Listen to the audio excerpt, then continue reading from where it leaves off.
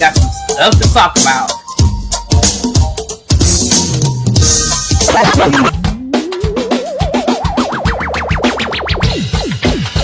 Hit that like button. If you are new here, go ahead and hit that subscribe button. We have a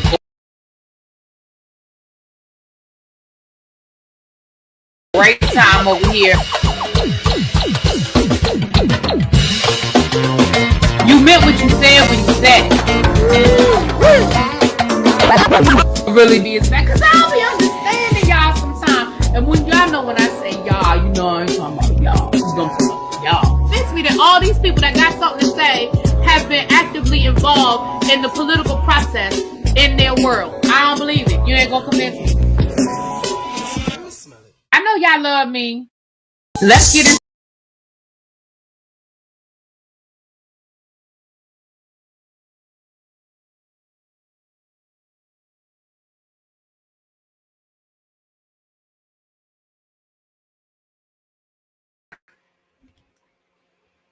what's up, y'all? Happy New Year, everybody. Happy New Year.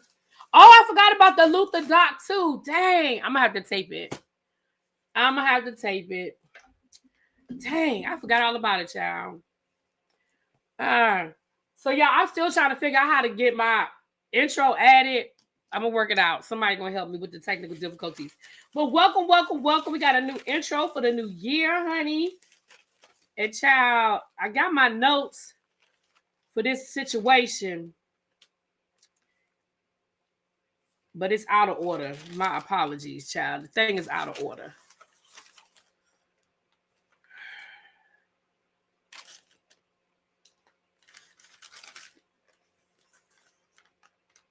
So we're going to talk about this Girls Gone Wild situation. Let me explain something to y'all. Did I get a package? I didn't. Would it be in my mailbox?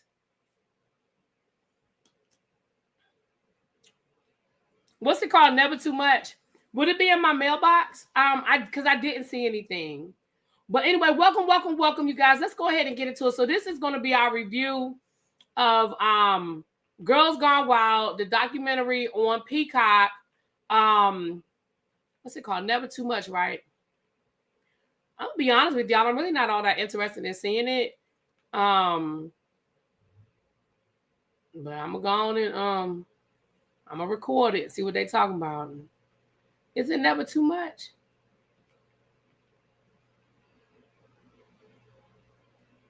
Oh, there it is right there, Luther, Never Too Much. Hold on, y'all. Let me record it.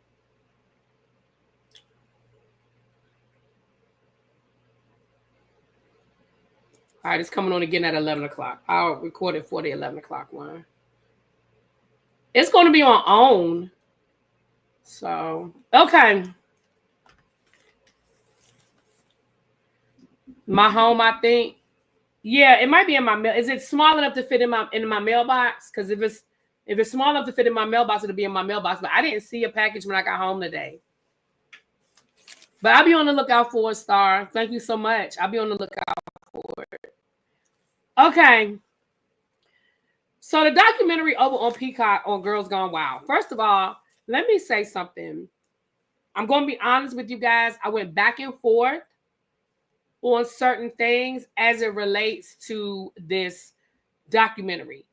I definitely recommend it. On a scale of 1 to 10, I would probably put it at a 9. Yeah. Because one, they were able to get his participation. They asked him to do a follow-up, and he didn't want to do a follow-up, but they were able to actually have. So you heard his voice, you heard his words. So I think that's always a plus in a documentary when the person that you're talking about is a participant. We talked to actual people who were there, people who worked for him, lawyers, prosecutors, police officers, and of course there were victims who also participated. I do feel like we could have had another episode, and this is where for the people who For the people who don't care that much about the legalities of stuff, they probably were okay with the 3 episodes. But I feel like by the 3rd episode, they sort of rushed through all of his legal issues. But I think it gave you enough. It gave you enough to get the point. Oh, thank you. Thank you, Mama-in-law Yana. Thank you. Welcome, welcome, welcome. Welcome to the tribe. All right. So, yeah, I think they sort of rushed through. It was kind of like he was untouchable. Nothing stuck to him. Every lawsuit failed. And then it was like, he's in jail. And it was like, wait, whoa. But I do feel like they got to that. And I understand that the average person probably doesn't want to get caught up in the minutia, but I think they went sort of fast. Also the thing I don't think they really gave us a good explanation of, and they may not know, how has he been able to live this lavish lifestyle for 10 years? Like, I know he was making a lot of money, but he also left a mess. So let's get into it. Before I go too deep into it, let me go through my notes. And as you can see, I have about 6 pages of notes, y'all. And they are out of order, so bear with me. I was using like a steno pad when you flip the pages over, and they got out of order, so I apologize. So the documentary is it's a 3-part documentary, so it's not too bad, right? No love. You know, we are definitely keeping you in the city of New Orleans in prayer. Houston, Las Vegas. You guys, I don't want to get too caught up in that. But you guys, keep your head on a swivel. Be very careful and keep your head on a swivel. That's all I can say. So Girls Gone Wild. The documentary starts off with them interviewing Joe Francis. Joe Francis is the creator of the Girls Gone Wild series. He lives in a 45,000 square foot compound in Mexico, and he has lived there for the last 10 years. He left after he was sentenced to do 200 days in jail for a assault case. And one of the lawyers at the end of this documentary said the same thing I said at the beginning of this documentary. There had to be more to this story because nobody, well, I shouldn't say nobody, but I mean, his level of narcissism may not have been able to really wrap his brain around this, but for him to say, I'm going to leave the country, leave everything behind, leave my business, leave this, leave that, for basically a couple of months in the county jail was weird to me. It was just weird to me. I think it's more to the story. And then one of the attorneys said the same thing, but he was convicted of an assault, and he was sentenced to less than a year in jail.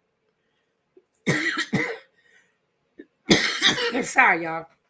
I was doing fine until I started doing all this talking. I might need to go get some water. I forgot to get water before I started. Sorry. So Joe Francis tells this rags to riches story. He talks about how poor he was growing up, how he had to sleep on his parents' couch in the living room because they didn't have enough space for him, how his dad worked like, a menial job. And he just, he had to get a job at the age of 14 to help pay the bills in the house. He was a paper boy, and then he did this and did that. Now, what the reporter said is that they have not been able to confirm any of that. What they do know is that he grew up in a pretty affluent house. His dad made good money, and he grew up in Laguna Beach. Excuse me. I don't, everything I've heard about Laguna Beach is that it's a pretty affluent area. I mean, I guess like everything, there's an up and there's a downside, but I ain't never heard of no downside to Laguna Beach, but maybe it is. But by all accounts, he grew up rich. Sounds like some Donald Trump shit, right? He went to USC where he started working for a company called Real TV. And what Real TV was where people would, yes, he was horrible to his parents. We're going to get to that later on, Amber. Yes. Right. He fled, like, yeah, I think it was more to it. I think it might have been more coming down the pipe that he knew. I don't know. But it definitely feels like there's more to this. But moving on. And I honestly did not. I mean, I knew I'd stopped hearing his name so much, but I didn't know he was a fugitive. I didn't know he was living in Mexico all these years as a fugitive. I did not know that. I knew he had a house in Mexico because I remember when the Kardashians and stuff used to go down there, but I did not know that. It's on Peacock. It's on Peacock. So now reality TV, or I mean, it was Real TV was like the first reality TV show. It was like the precursor to America's Funniest Home Videos, where people would send in real VHS. Remember back in the day with camcorders, they would send real stuff in, and this TV show would splice it all together and make it a TV show. And I think I remember that show. I really feel like, isn't that the show with Byron, the billionaire that owns everything now, that owns the Weather Channel? Who's the guy, y'all, the billionaire that owns the Weather Channel?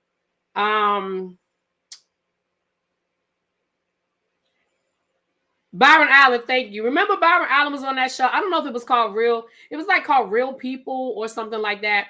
But it was the same type of show. Thank y'all, Byron Allen. But it was the same type of show. So anyway, what happened was Joe Francis was working there. And a lot of the footage that they couldn't put on television, like a really bad car accidents, or maybe, you know, more risque type stuff, or grotesque things, blood and all of that. That's the kind of stuff they couldn't use. You remember Real People? Okay, you know what I'm talking about.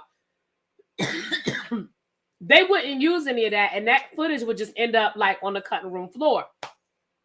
So yeah, it had Byron Allen, and it also had my girl that played Kizzy on Roots, the original Roots. Oh shoot, her name was just on the tip of my tongue.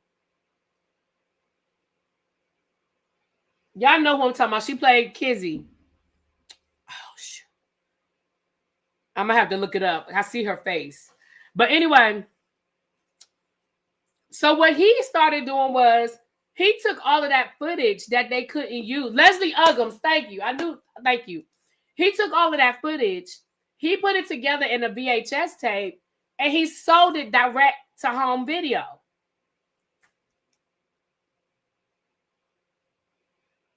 By the age of 24, he was a millionaire.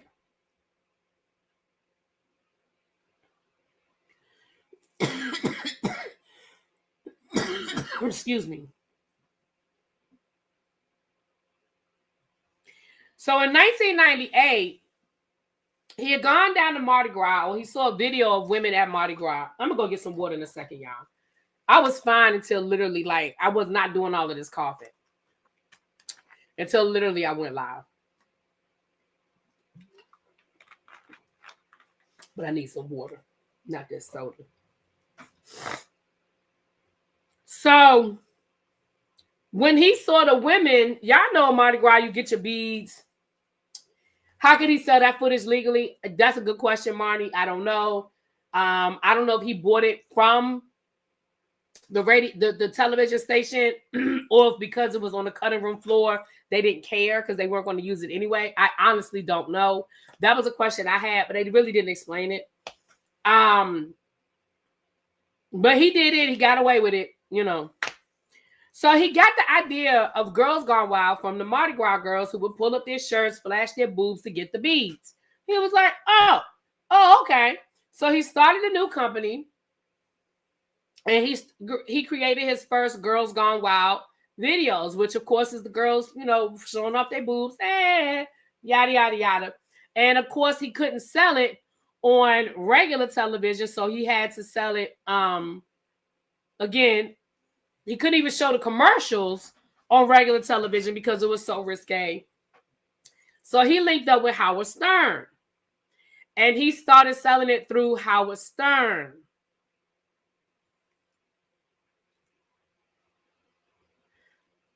See, they're going to Ebby yelling at me again. Hold on. Damn.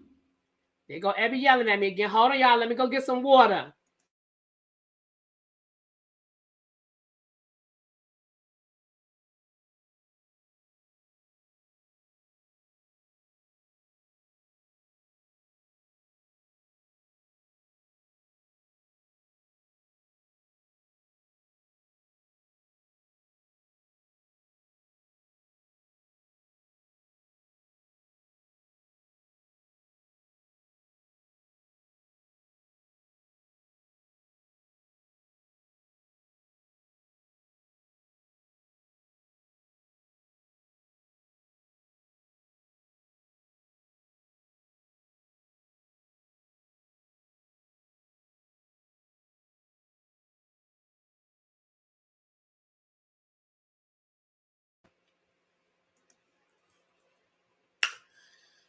I got more water.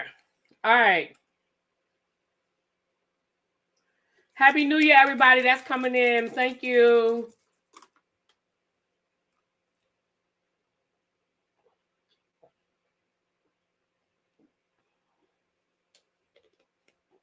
Okay. All right. So he started a new company. Like I said, he linked up with Howard Stern for the ad space because, of course, Howard Stern's whole show was based off of the raunchy and this, that, and the other. And, of course, it blew up. Now, here's what I need y'all to do for me. And I know some of y'all are younger. Some of y'all are older. The people that are older are going to get it. The younger people, I need y'all to work with me on this, okay?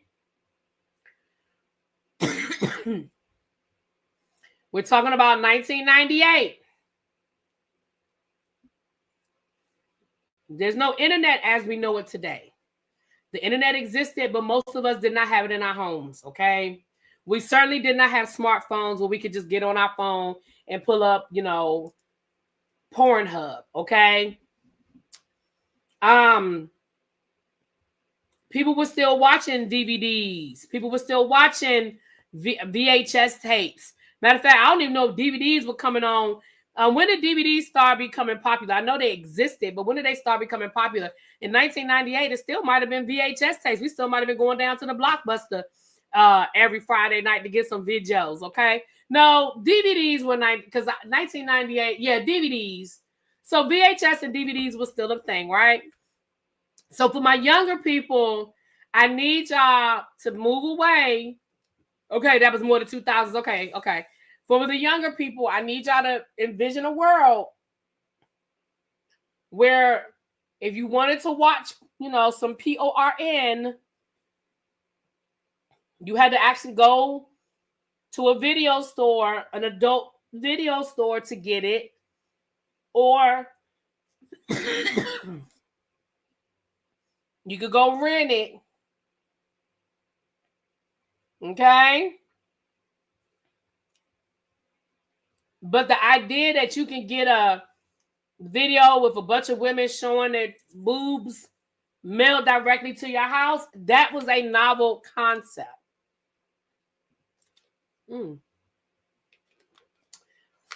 Maybe I need to put a cough drop in my mouth. But then I would have to talk around the cough drop. I don't know, Abby, all of a sudden my throat just got dry. Hey, sassy girl, 59. Happy New Year to you. So imagine, you an 18-year-old, 20-year-old guy, and you're up late at night because the commercials came on late night. And you're up late at night and you see this commercial for Girls Gone Wild, and you see this blue. Right, you have real sex on Showtime, and you had all of these different things, but it was not as accessible as it is today, where you can just go on your phone and you can type it in, and you can go onto the website, and boom, it's right there in your face. And you certainly didn't have the types of videos and access that we have today, right? He said that he created the first reality TV. And I'm not going to say he created it, but he definitely was a pioneer. I mean, I can't take that from him. Definitely was a pioneer. Okay. Cinemax absolutely was. Absolutely was. Okay. Okay. So, Girls Gone Wild blew up in its first year. It made $20 million. And again, I want y'all to remember 1998, $20 million. He was 25 years old. Okay. Okay. Let me put that over here. So we meet one of our first victims. Okay. Her name was, I think, Trina, something like that. I didn't write her name down. I'm sorry. I knew how old this was when she said the Zima was flowing. I said, not the Zima. Put a one in the chat if you remember Zima, child. I remember Red Shoe Diaries too, honey. Put a one in the chat if y'all remember Zima, child. Yes. So when she said Zima, I knew. I said, oh, you want to talk about a time machine. Now, I'm going to be honest with y'all. This first victim, okay, I went back and forth as I was watching this documentary because let me say this.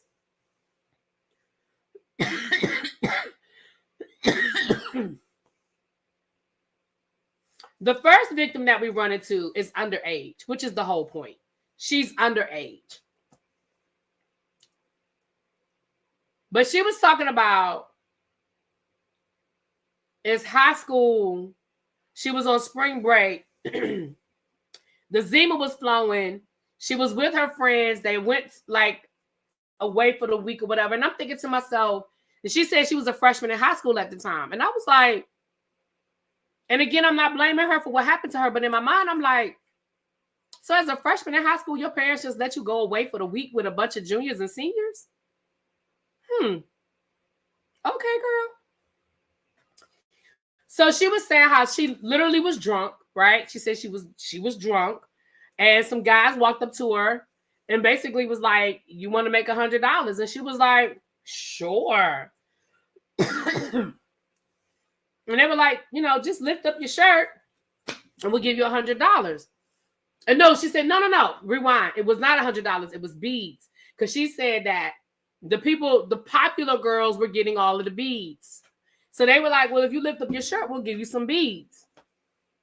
Now, she said she saw the guy with the camera, but she thought he was just some pervert that, was just walking around the beach. She was like, she didn't think it was going to be on a show.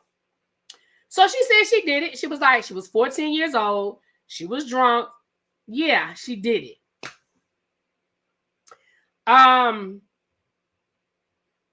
She did not know what they were filming. It wasn't until she went back to school and all of a sudden the whispers started happening.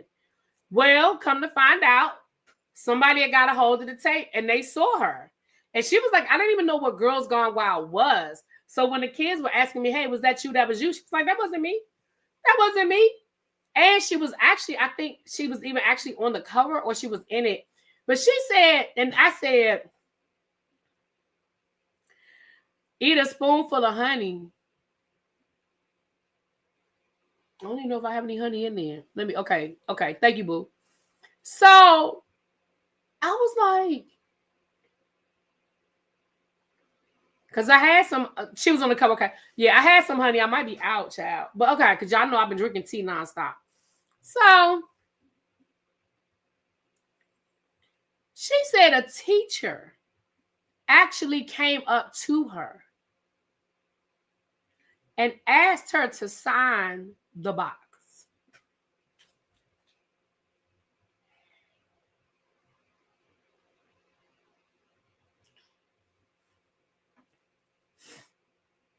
It lets you understand the culture that a teacher, not that the teacher walked up to her and said, "Oh my gosh, you're on this video. Let's get you to the counselor. Let's call your parents. Let's do this. Let's do that." It was, "Can you sign this box for me?" Which means that the teacher had seen her boobs, which means that the teacher knew she was 14, 15 years old. Like, the teacher need to be in jail. Now, again, the whole time she's telling her story, I never heard her reference her parents. That doesn't mean they weren't there. That doesn't mean they weren't around. But she never referenced her parents. She said, because I even wrote in my notes, "What the F?" next to the teacher asked her to sign the box. She said she stopped going to school and she eventually talked to a lawyer. So again, she didn't say my parents got a lawyer or my parents took me to get a lawyer. She was like, I talked to a lawyer. So again, at no point in this story did she talk about her parents and their feelings or reactions to any of this. But she said once she talked to an attorney told her that basically they could file a lawsuit against them for child porn. She said she did get a small settlement and they did take her out of that video. The problem is, much like the internet, once it's out there, it's out there. So if you already had a copy of the tape before they took her out of, any new tapes, you still have it. It's not like they went door to door and confiscated tapes of people who already bought it. You know what I'm saying? But she did. So that was the first lawsuit. And she said she got a small settlement. We don't know what it is. Of course, they're not going to disclose the amount. And she was able to get herself taken out. Now, for me, where I'm sitting, in my mind, I'm thinking, why didn't... To me, that should have raised a red flag right then. You couldn't think she was the only underage girl. You know what I'm saying? I understand, Cheryl, that kids can't consent to representation. I just thought it was interesting that she never talked about her parents. And again, that might have been by design. So I was just like, it just seemed to me like that didn't raise a red flag for somebody to be like, hold up. If there was one, there's probably more. But okay.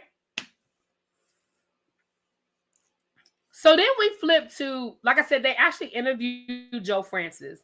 So I wrote these quotes from Joe Francis just to let you know how much of an asshole this man was. So this is a quote. And I wrote these as quotes.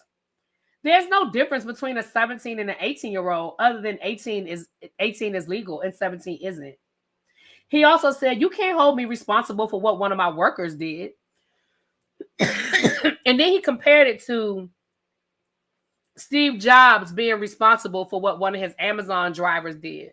Well, guess what?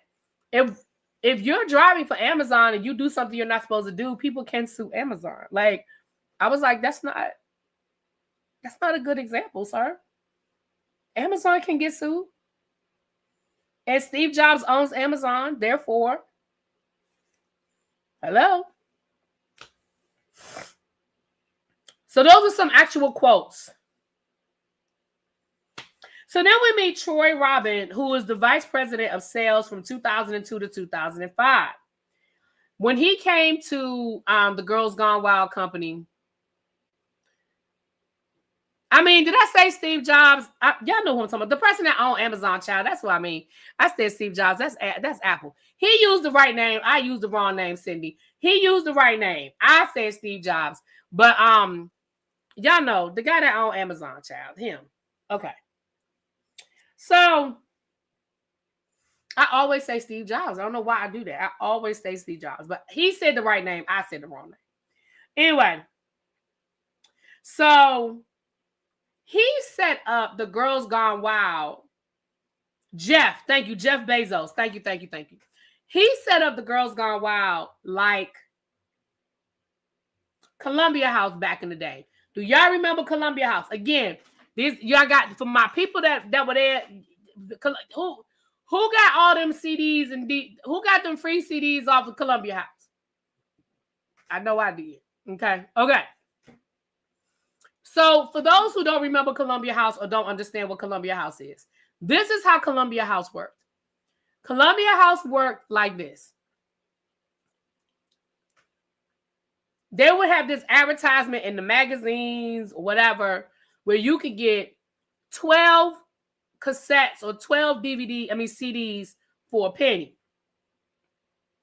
So a lot of us did it. We put that little penny. They even had a little thing where you could take the penny to the little piece of paper. They had the envelope. You put it in the envelope and you mail it back, right?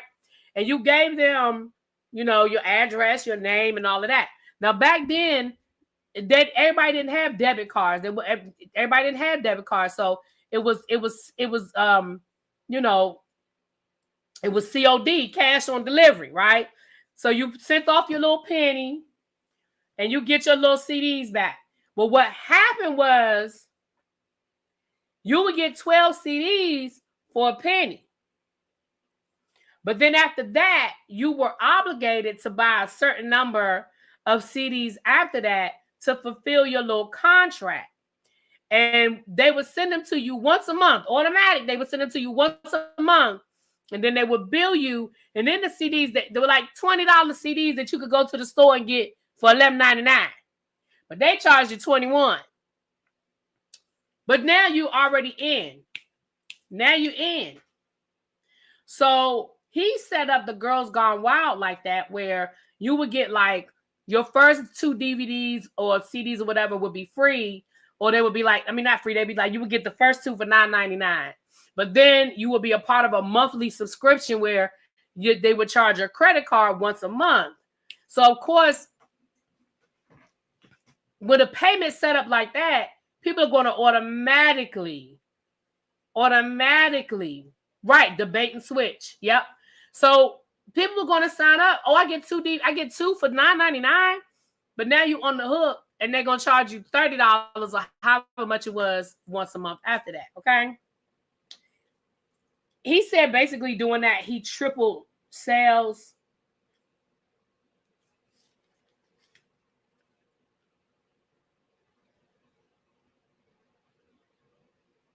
So by this time he had to stop doing third party. Doing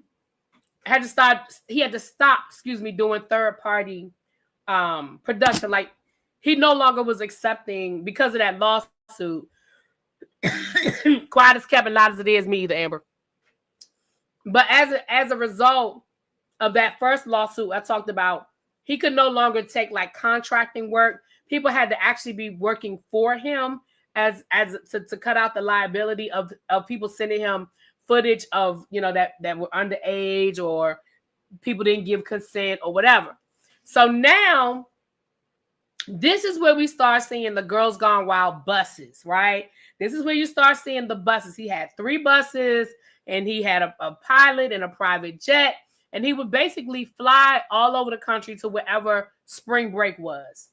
Now, one of the ladies that interviewed, her name was Solo. She was like, yeah, we didn't go places like major metropolitan areas because, people there were a little more savvy. We went to, the Daytona beaches or the Myrtle beaches or the Panama City, which we're going to get to Panama City. Because, now, this is one of those situations where racism worked in our favor. Racism worked in our favor, y'all. This is one of them times when racism worked for us because we were not his idea of beautiful. He was looking for his idea of beautiful. White, blonde, skinny, and young. That's what he was looking for. That's what he was looking for. So I'm not going to say there were no black girls on any of these videos, but it looked like 90% of them want us. And we were not what he was looking for. We were not his idea of beautiful. Okay? Now, nobody came right out and said that. Well, you're and drunk. You're right, and drunk. Sometimes rejection is God's protection. You better say it again for the people in the back. They weren't at Black College weekend. I was just naming out beaches, y'all. But yeah, you know they weren't at Black. Hell no. When I said Daytona Beach, I already was thinking, you know, they wasn't there that weekend. They might have been there, but they wasn't there that weekend. Okay. So Trista, that's what her name is, Trista. Okay. So in 2002,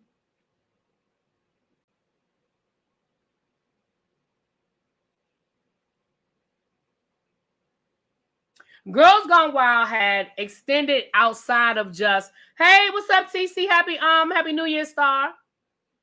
They had expanded beyond just girls flashing themselves. They now were doing celebrity events. They were doing parties.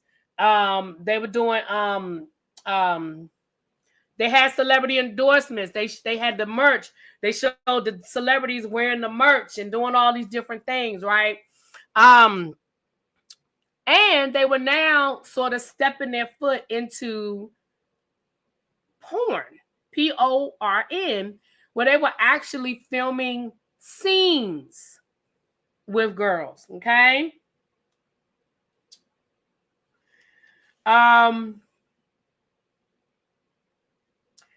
They talked to a girl named Trista. She was in Cancun. She was there for the MTV TRL. Again, if you guys remember when MTV used to do spring break and they would go to these different places. So she said, you know, her and her friends went down to Cancun. She said again, they would give verbal consent, right? They would say, hey, do you want to show us your boobs? And the girls would say, yeah. And that was the consent.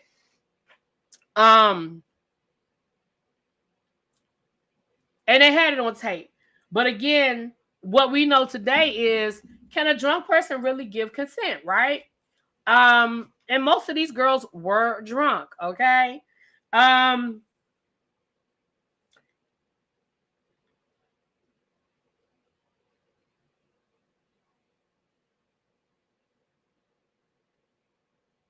Okay. So there was a lawsuit filed. Attorney Todd Julian filed a lawsuit in 2002. And they said that the judge declared that there is no expectation of privacy when you flash your boobs in public, which I could kind of understand that thought process, right? Especially in today's society.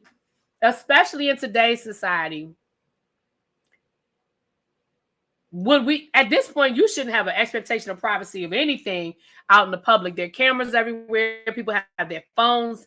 But certainly in 2002, that was still a new concept. So the judge was like, listen, even though you may not have understood what you were giving permission for, because you say that, you know, you didn't know it was going to be in this video, you still were in a public place flashing your boobs in front of thousands of people. So that lawsuit got thrown out. Also, the judge said because these girls weren't celebrities, they couldn't really put a monetary value on the damage to their reputation because they didn't have a public reputation. Because they weren't celebrities, they weren't famous. It was kind of like, how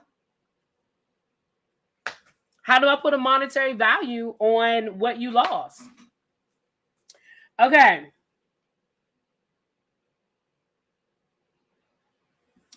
I'm sorry, y'all. I'm trying to read my own notes.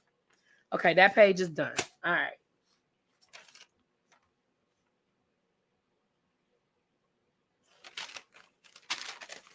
I'm sorry, y'all. I told y'all my notes got out of order, so I apologize. That's part 3. Okay. Okay. I think this is the last page of part 1. Okay. Yeah, this is the last page of part 1. Yeah. So here's another quote from Joe Francis. Another quote. Hey, what's up, mother? Another quote of Joe Francis said, girls love to tease. It's the nature of a girl. They were trained, the cameramen were trained to be aggressive and be persistent.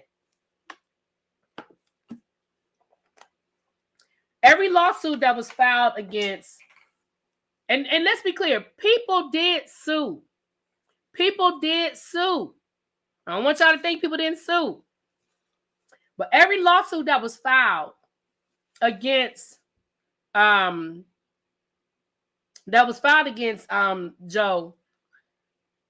he won.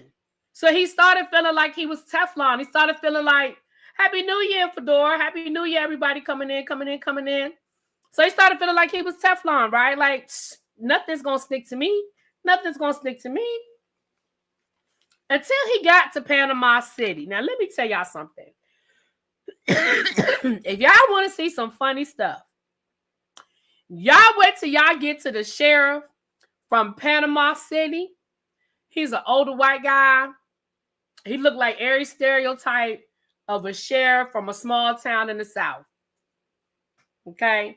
He got the beard, got the cowboy hat, he got the thick accent. He said, Joe Francis is a scrawny ass piece of shit.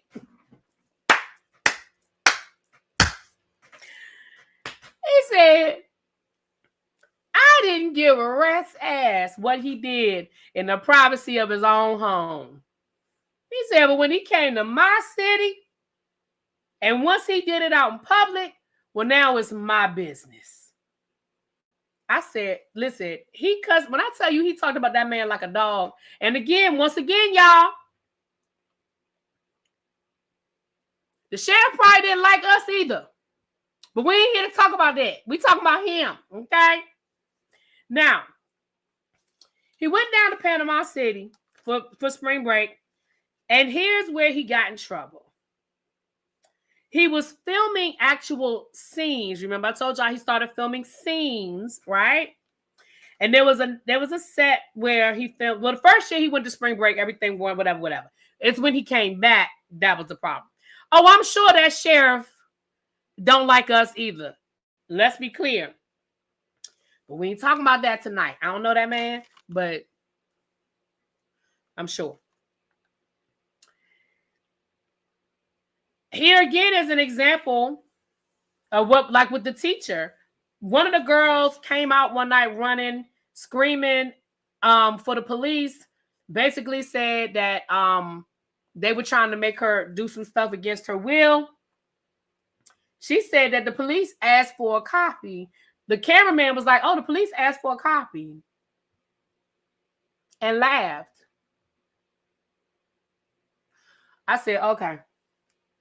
Lee Sullivan, that was his name, chief of police, and then he became the mayor, chap. So here's what happened. The chief started following him around, harassing him, harassing his cameraman. And they were like, look, you can't do this to us. Like, we are here minding our business, doing our thing. We're not bothering you. We're not breaking any laws. You can't just be following us around and harassing us. So they filed a restraining order. Joe Francis got his lawyers to file a restraining order against the sheriff and the police department. How would he do that for? What did he do that for? So there was a night where they were filming one of their scenes. It was 4 girls. 2 of the girls got in the shower, filming a scene. Joe Francis came and took 2 of the other girls into his room. Later on that night, the girls left. They paid them. I think they paid them $100 a piece. The girls left, went on about their business. Well, the next day, I guess once them girls sobered up and realized what they had done,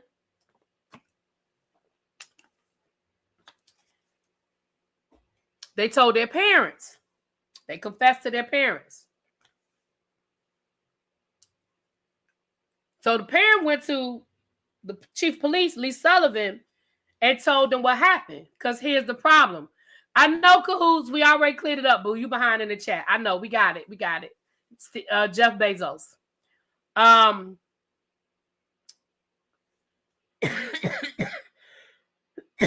Excuse me, y'all. Well, here's the problem with those 4 girls. All of them were minors. They were 16 and 17 years old. So technically, everything that had happened that night was with the minor. Here's where Panama City went wrong. Panama City went and got warrants. They raided the hotel rooms. They took all of the videos. They took all of the evidence. They arrested everybody. They arrested the pilot. They arrested everybody. Took everybody into custody. And they were trying to charge them with the RICO. The problem is they really overcharged because they really wanted to get him. So they really overcharged him because they tried to turn it into a RICO case, which we know a RICO case is really, really hard. Hey, Cajun Boo, is a really, really hard case to make. We know that. So,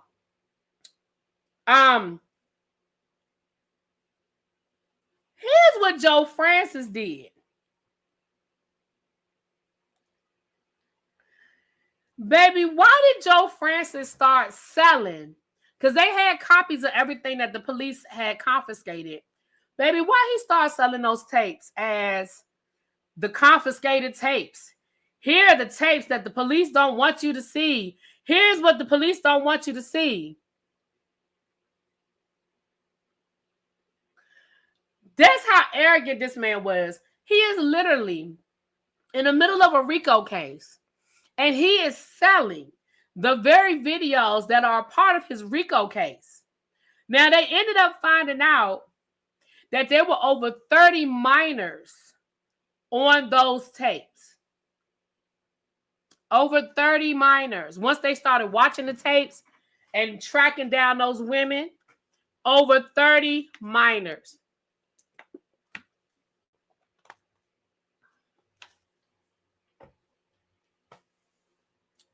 He felt like the girls had set him up. Joe Francis said the girls set him up. He felt like the whole thing was a setup. Here's the problem. He thought everybody was dumb in Florida. He thought they was just a bunch of hicks. He was so much smarter than them. But he started checking IDs after that. Yes, the parents were involved. There was a really sad story. I'm skipping ahead a little bit, but I don't want to forget to tell it. One of the girls that was a part of those 4 girls, they didn't participate in the documentary. But one of those girls, her father literally, when she called her father to tell her father that she was on that tape, literally her father had a heart attack and dropped dead while still on the phone with her. And she blamed herself for her father's death. And she is one of the ones whose life sort of went downhill. I think she ended up homeless and some other stuff because she really blamed herself for her father's death. Because literally her father had a heart attack on the call and dropped dead.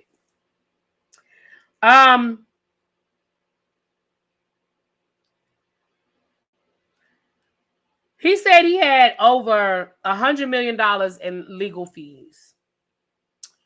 Now, at first he said it was $300 million, and then he walked it down to $100 million. But again, $100 million, $300 million, that's a lot of damn money on legal fees. Now, well, between the settlements and the legal fees. So here's what happened. Here's why that case in Panama City was not successful.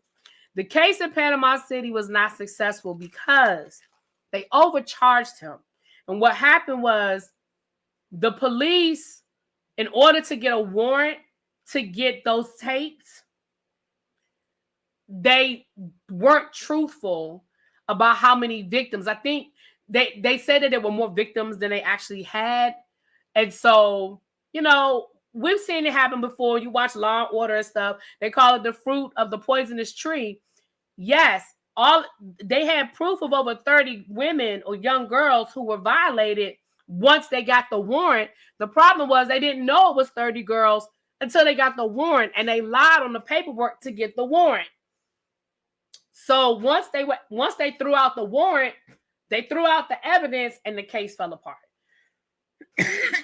But what they ended up doing was they filed a civil case, and that's where we heard the testimonies of the 4 girls. That's when we found out about the father. Y'all, the jury, they threw everything out. The jury in the civil trial was all women. You would think that a jury of women would find in favor of these young girls.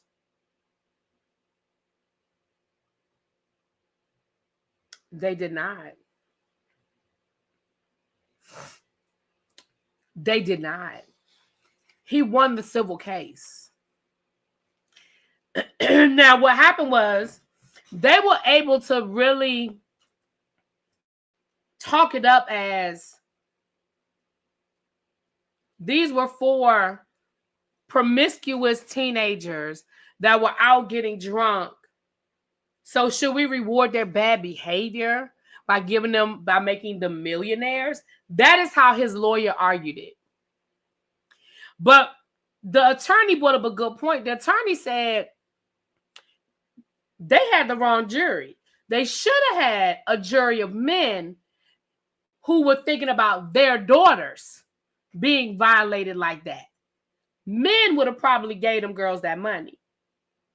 But we are our own, and all I could think of was sometimes women are their own worst enemy. Yeah, it was a woman lawyer at that. I was like, we are our own worst enemy sometimes, because we're quick to be like, they was probably fast. What were they doing out at night anyway? Because, like, again, I did it at the beginning. Remember, I told you I did it at the beginning. I was like, well, why was her parents letting her party? Now, I don't think that made it okay. But I definitely thought about it. This election,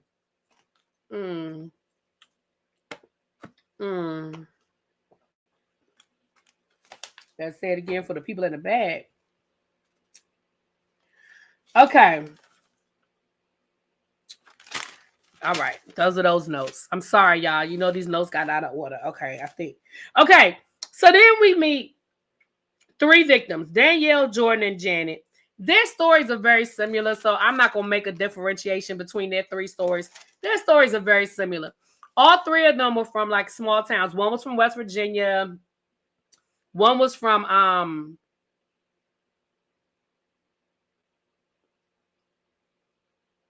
where was she from? Up north, like somewhere up in New England. The other one was from, like, it was in, like, the Midwest or whatever, but no major cities, right?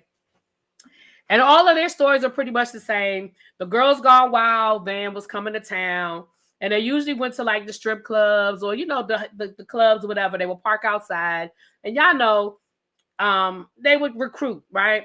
So the one girl talked about how she was recruited. She was at the club, and, you know, she got recruited to get on the bus. And she talked about how her brother was outside, like, banging on the door for her to come out, and how they wouldn't. She said that the cameraman would position himself in a way where he was standing in front of the exit. Like, he never said, no, you can't leave, but he literally was standing in front of the door for her to leave. And even when her brother was outside knocking on the door, they were like, oh, nah, we'll be out. You know, you'll be done in a minute. You'll be done in a minute. Don't worry about that. You'll be done in a minute. Another girl was telling a story about her and her friend. It was the 2 of them together. They had just turned 18. So they went to the club, and they were at the strip club. She said they were at the strip club, and it was like amateur night or whatever. So she was like, her and her friend, they agreed that they would go topless. They would, you know, they would do it. She explained that it was like this thing where they could go in and they could dance and they could get as naked as they wanted. And she said her and her friend decided we would do topless, but they wouldn't do anything more. You know, young girls, whatever. No, they weren't. They weren't. They were not. They definitely didn't want no black girls. So she talked about how her and her friend ended up on the bus. And then the third victim, she didn't even show her face. So yeah, he mainly recruited white women. That was his idea of beauty: white, blonde, skinny, young. I was saying that earlier that this is an example of racism working in our favor. Because I'm not saying there were no black girls involved, but the majority of the girls involved, there were no black girls in this documentary. Women, they're women now. So, the jurors, I don't know. They didn't get into that. They just said they were all women. I don't think they got into all of that. But in Panama City, Florida, I think the odds, and in 2002, 2003, the odds are that they were probably, I would say 95 to 100% white, I would say. So their stories were very similar. They were all drunk. They all were coerced onto the bus. This is called the Girls Gone Wild documentary. It's on Peacock. They were all coerced onto the bus. And so here's where I told you guys at the beginning, I kind of was like,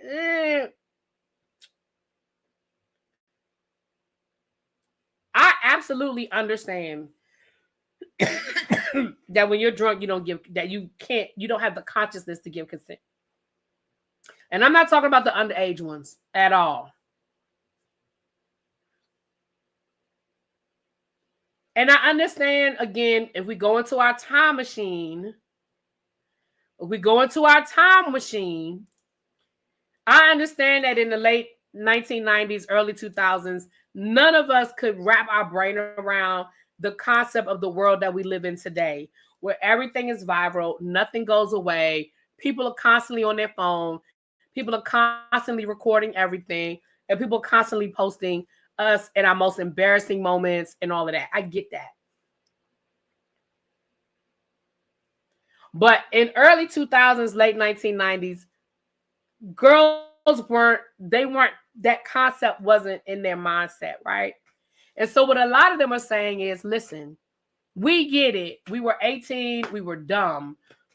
We lifted up our boobs. They were like, but fast forward to now, like, we're mothers. Like, one girl talked about how this guy she was dating, his father actually had her screenshot a picture of her on his phone. Like, when she met him for the first time, he was like, hey, you're the Girls Gone Wild girl. Right here, right? One girl talked about, now this one I was like, ooh. One girl talked about how she did, show her boobs. But when you actually watch the video was basically soft porn.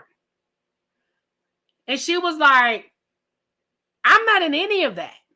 So I'm on the box cover, but then when you get the video, you're actually looking at basically soft core, and I never knew that either. I thought it literally was just because I never watched any of those videos. It's nothing that ever intrigued me about Girls Gone Wild.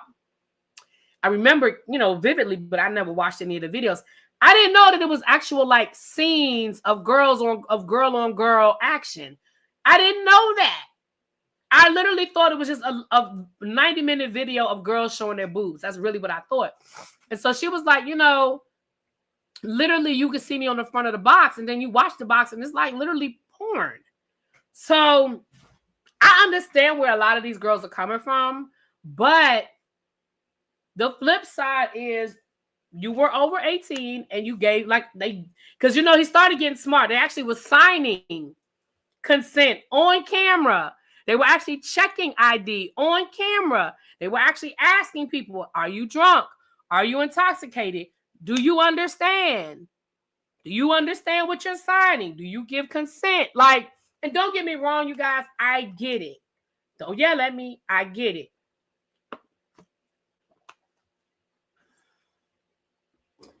So anyway, let me go through my notes.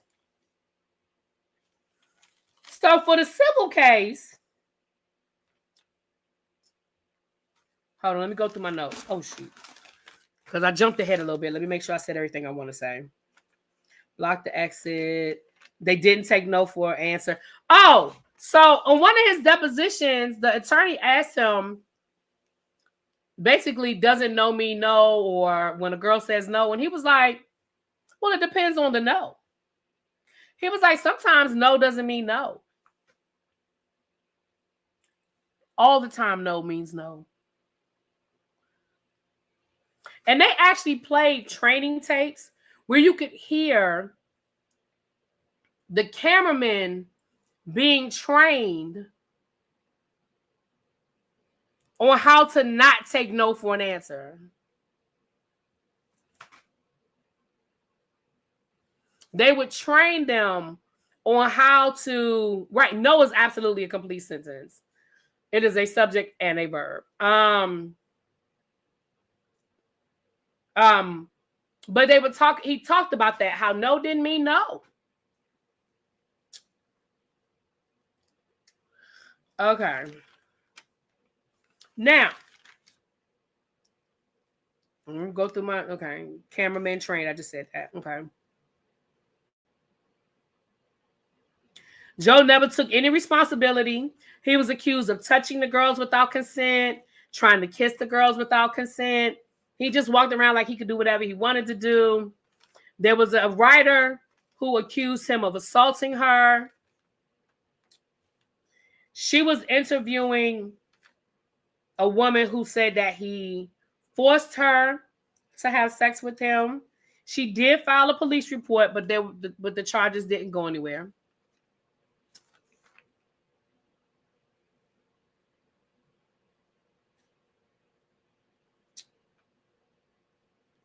In the first civil case, the first civil case that was filed after Panama City, he did have to settle.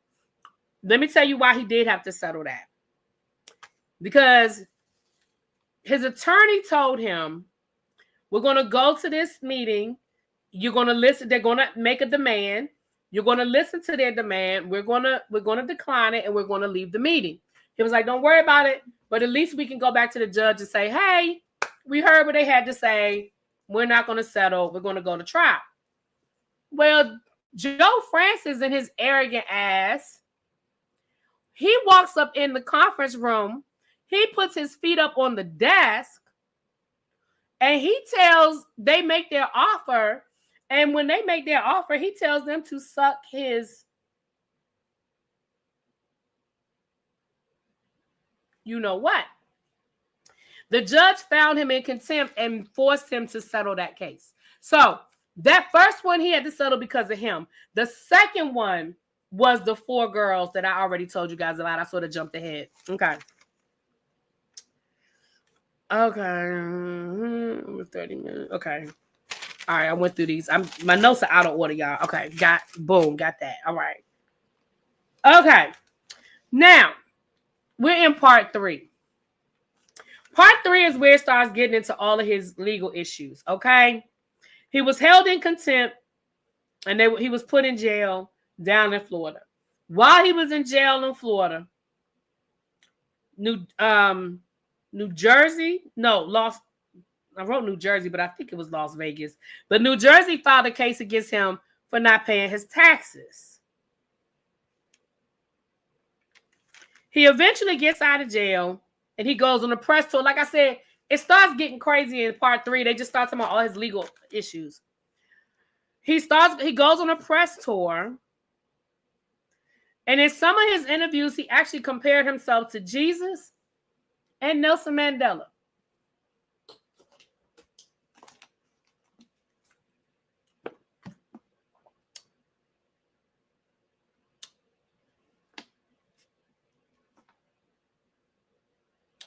Ironically, when he was on Tyra Banks' show, that's when he compared himself to Nelson Mandela. And Tyra Banks was like, whoa.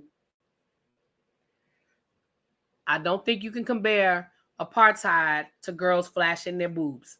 We're not going to do that. We're not going to do that.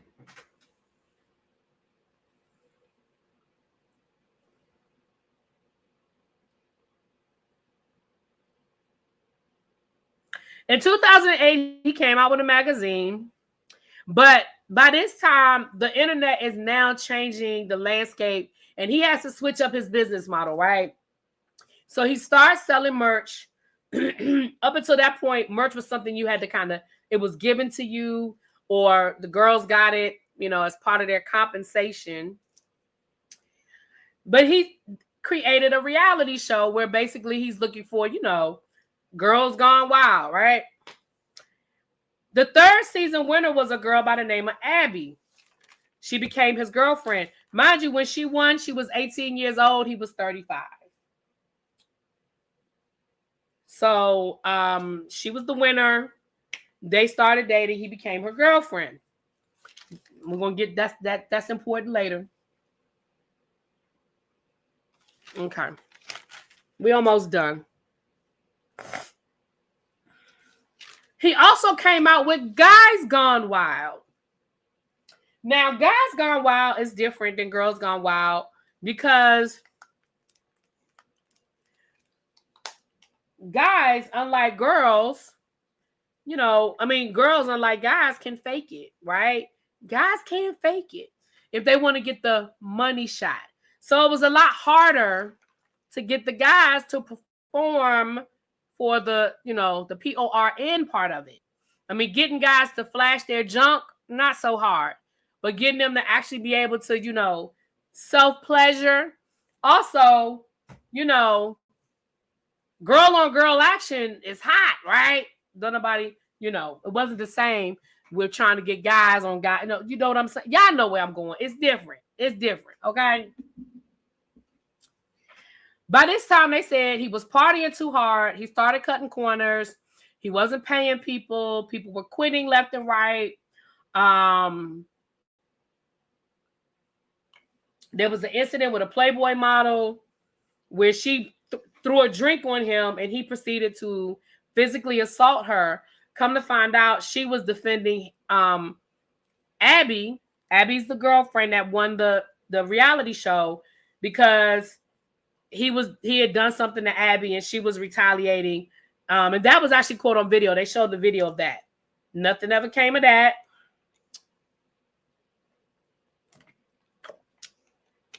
Various women filed lawsuits against him, including his own mother. His mother actually filed a restraining order against him where allegedly there was an incident where he assaulted his sister and put his hands on his mother as well. And then later on, there was an email that he sent his mother where, and this is a quote, where he said, "Are you dead yet? I cannot wait until you die."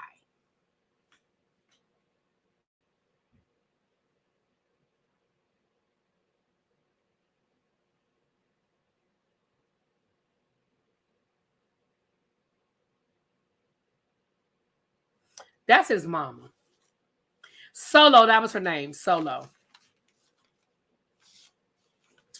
So the civil trial that I told you about, the second one with the 4 girls, that was in 2011. He won that case. Now, here is where, oh shit, what did I just do?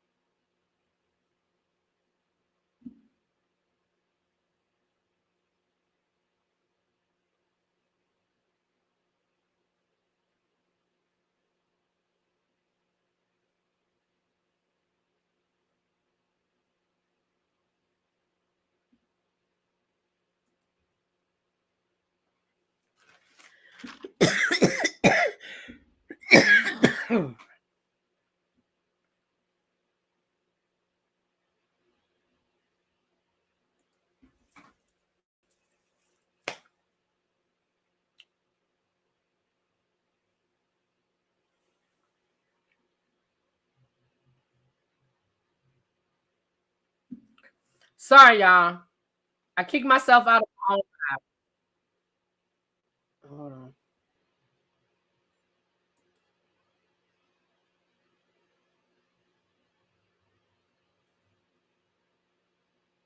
Oh, I'm still here. Oh, I thought I had kicked myself out. Hold on, y'all.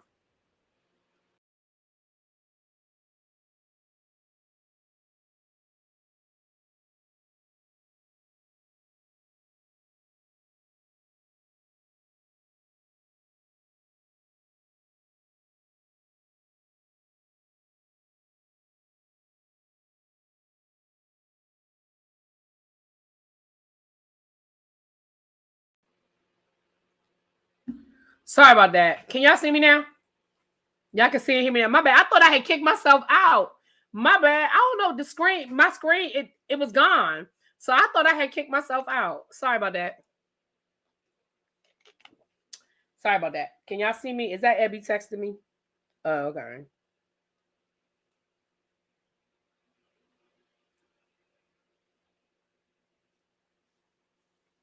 Okay, y'all can see me, hear me. Okay. My bad, Cage. I thought I was gone. I'm glad I ain't do nothing crazy.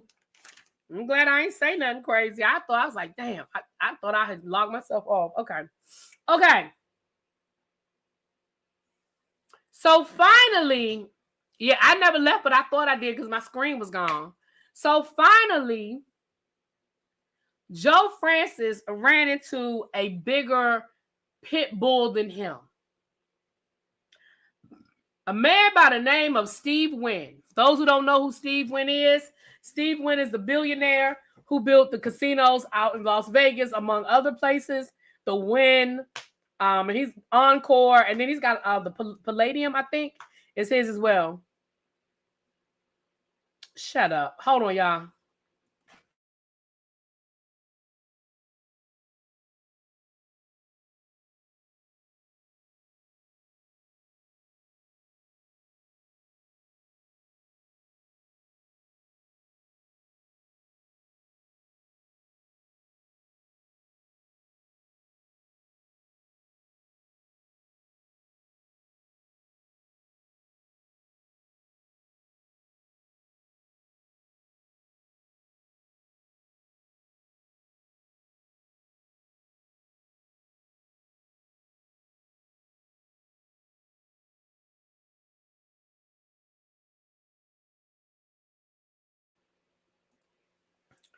So, yes, Steve Wynn from Vegas. Yep, Steve Wynn. He owed Steve Wynn money from gambling at the casino. And instead of paying Steve his money, basically Steve ended up having to sue him. Now, I know in retrospect, he wished he had just paid this man his money, right? But instead of paying him, and I'm sure Steve asked many times before he filed a lawsuit. So he ended up filing a lawsuit and suing him. And instead of Joe Francis paying the man the money he owed him,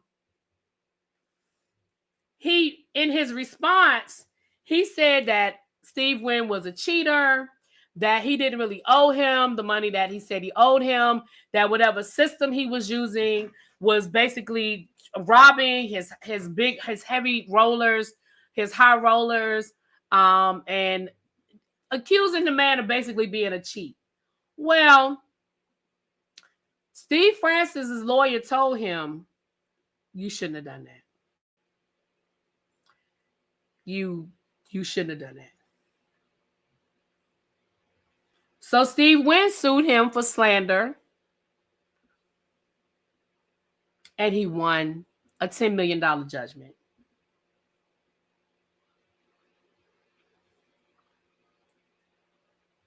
And this is the beginning of the end, because he immediately, I want to say, I wrote in my notes $40 million, but I think it was 10, but child, at this point, he immediately filed bankruptcy. And Steve Wynn, y'all know how Cardi is going after her $4 million from Tasha K? Baby, that's how Steve Wynn was going after that money from Joe Francis. Like, he sees all of the stock for Girls Gone Wild. He sees all of his like, he sees everything. He was gonna get his money. Okay. So at the same time, Steve Francis was arrested for assault again. And he was actually convicted. And that's where he got the 200 days, where we started the documentary, where he was convicted of the 200 days in jail. Well, he appealed it. And while he was out on appeal, that's when he fled to Mexico with Abby, his on-again, off-again girlfriend, Abby. Now, they had gone to couples therapy. Y'all remember that reality show, Couples Therapy, that used to come on, I think like VH1 or MTV or something. They were on couples therapy. But after couples therapy, baby, that's when they fled to Mexico. Okay. They fled to Mexico. They had 2 babies, 2 girls. Ironically enough, 2 girls. Fedora, I'm sorry. Listen. All these names. I'm sorry. I'm trying. It's a lot of names. Oh. Ironically, he has 2 girls. Now, he was in, they were living in Mexico for a couple of years. And then there was this tape that surfaced of Abby being basically a fight between the 2 of them. And you can see her yelling, I'm scared, please stop, please stop. It sounds like he's assaulting her, or he had been assaulting her. She eventually left Mexico with the 2 kids. She moved back to Oklahoma with her family. And then when she filed for custody, she said she accused him of assault, kidnapping, and rape, because she said that he wouldn't let her leave Mexico. Yeah, that tape is scary. If y'all listen to the documentary, that tape is scary. I mean, y'all watch the documentary. Y'all, I had to write this down. So y'all, I told y'all all along he was being interviewed. And he said, she asked him about the custody paperwork. And he said, it's all lies. It's all lies. He was like, you can't rape your partner. You can't rape your wife. The lady interviewing him was like, you absolutely can. He was like, oh, you can? Oh, I didn't know that.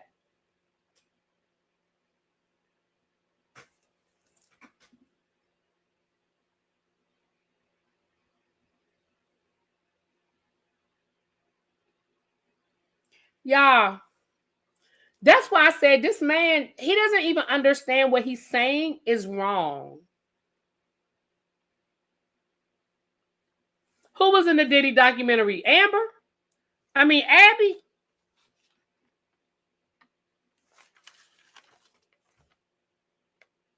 was in the Diddy documentary. Y'all know I never watched it, right? Amber, for real? She even asked him, well, now that you have daughters, do you feel differently about the Girls Gone Wild? He was like, no. What she say about Diddy? So she was at the Diddy parties with Joe? Now, listen. Hold on. I'm about to give y'all some eye in the sky tea in a second. Hold on. I'm about to give y'all some eye in the sky tea. Give me a second. Because we're almost done. When sued Trump too, but ended up in his administration. She was talking to Harvey about stuff that she had. Oh, you talking about the interviewer? I thought you were talking about Abby. Are you talking about Abby, or are you talking about the lady that interviewed him? His wife, his ex-wife, or the lady that interviewed him? Let me know, Amber, because we're almost done. He's been living in Mexico for 10 years, and while he was in Mexico, he has over 30 court cases. Hey, Ray, Happy New Year, boo. He has over 30 court cases while he's been living in Mexico. I don't know why Mexico ain't extradited his ass by now, because you would think they want to get rid of him. Okay? Oh, the lady that interviewed. Okay, cool. Thank you. The Girls Gone Wild archive has been purchased by an internet PORN company, which means that unfortunately for those women,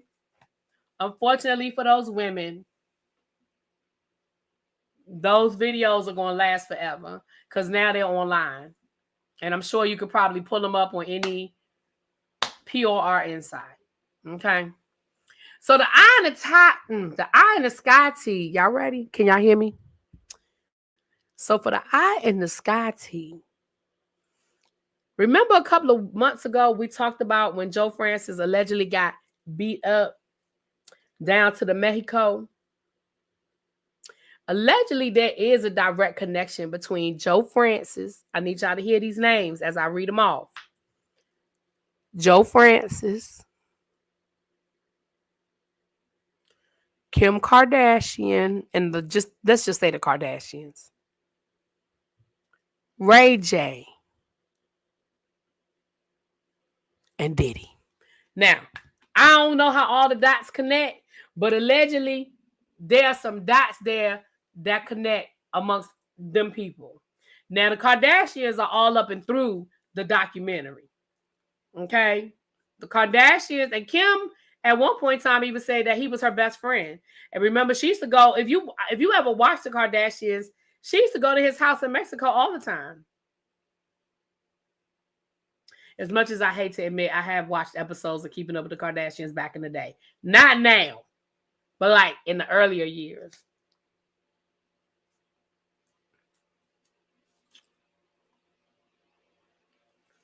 Yep. That's why I said there's a bigger reason why Joe Francis left this country and ain't trying to ever come back. Because the reality of the situation is he had less than a year to serve in a county jail, which he probably would have only served a couple of months, and they probably would have reduced that. You know what I mean? Like he got away with everything else. And you mean to tell me that's what made you leave the country? That's what made you leave the country? And you were out on bail pending appeal, which means you could have been out on bail for like a year and a half.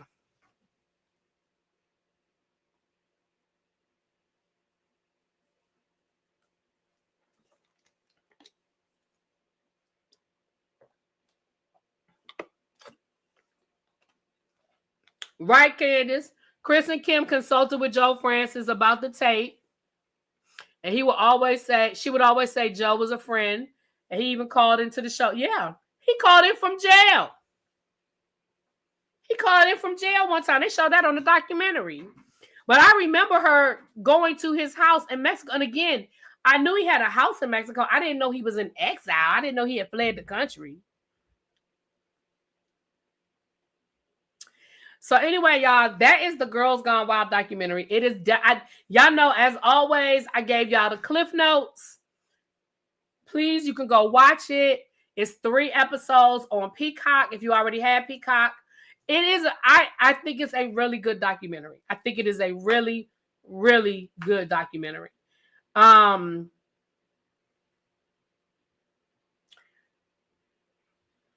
It's sad though because it just shows how disposable young girls are in this country. You know, just how disposable we are in this country. When you look at all of those lawsuits that kept getting dismissed or thrown out, even the criminal ones, where it was blatant, this man literally had girls who were underage. Like, there's no ifs, ands, or buts about it. They had him dead to rights, and somehow he kept getting out of it. Money and privilege, white privilege. And again, like I said at the beginning of this is one of those examples of where racism worked in our favor. Okay? Racism worked in our favor. You know why racism worked in our favor? Because he wasn't looking at us as his idea of beautiful. And he says it throughout the documentary of his vision of what beautiful was. They even talked about, and I forgot to say this part, if a girl was with her friend, and you know, it was easy to try to get, you know, a girl would say, well, if she does it, I'll do it kind of thing.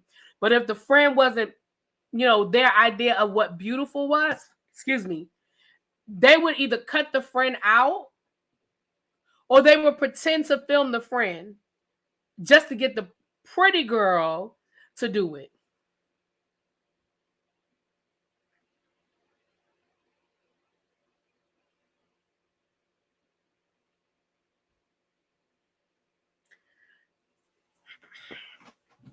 Yeah, nasty work. Anyway, but it's definitely a good, again, I gave y'all the cliff notes. It's worth a view if you have Peacock. I'm not saying go out and get Peacock, but if you already have Peacock, it's definitely worth the view. Yeah, we talked about Sims. Wasn't that sad? The father that died? Yep. And the guilt that that girl carries with her. Can you imagine? Can you imagine? But yeah. Abby, you know, child, Abby said, I still don't know why ain't nobody beat this man up. I'm with you on that one. Like, these girls didn't have no. Now, the one brother, they said he was outside banging on the door. I just don't know. Yeah, I'm going to just leave that there. I don't know the answer I got. I just know what my brother would have done. That's all I'm going to say about that.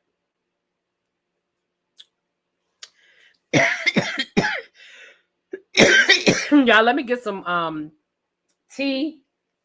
Child, I went to let me get some tea and some cough drops and stop talking. I thought I was good enough to get through this, but as y'all can see, I'm struggling.